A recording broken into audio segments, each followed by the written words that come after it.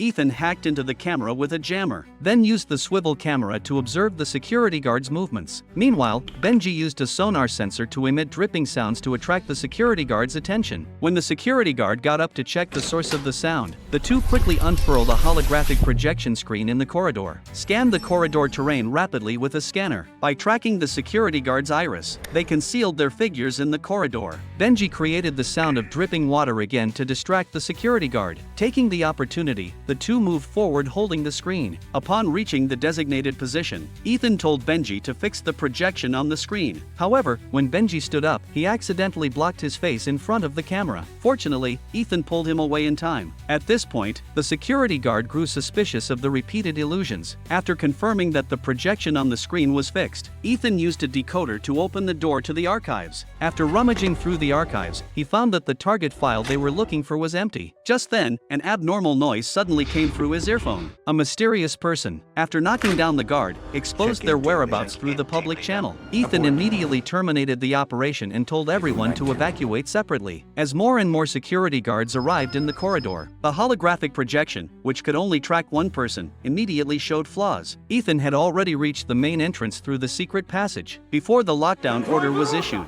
he quickly removed the disguise from his face, turned his clothes inside out to wear as a jacket, put on glasses, then took out a tour guidebook and pretended to be a tourist visiting the place. However, Ethan had just wanted to leave here when the ground started to shake. Immediately afterward, a violent explosion occurred in the Kremlin. When he woke up again, he was lying in a hospital. Both hands were cuffed to the hospital bed. The agent beside him took out Ethan's clothes and a recording left in the archives, and identified him as the mastermind behind the explosion. At that moment, a nurse came to push him into the ward. Ethan took the opportunity to take the paperclip from the medical record. When the agent looked back again, Ethan was no longer on the hospital bed.